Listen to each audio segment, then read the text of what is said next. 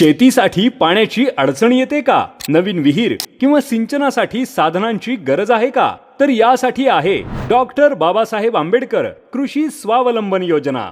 या योजनेअंतर्गत अनुसूचित जाती व नवबौद्ध शेतकऱ्यांना नवीन विहीर, जुनी विहीर दुरुस्ती तसेच सिंचनासाठी आवश्यक साधनांसाठी अनुदान दिले जाते।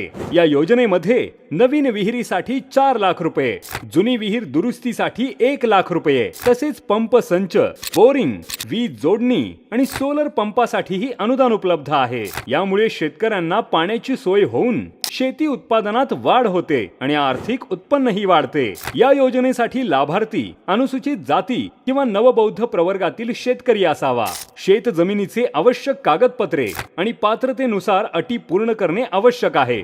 अधिक माहितीसाठी संपर्क साधा कृषी विकास अधिकारी, जिल्हा परिषद हिंगोली किंवा आपल्या तालुक्यातील गट विकास अधिकारी आणि कृषी अधिकारी पंचायत समिती।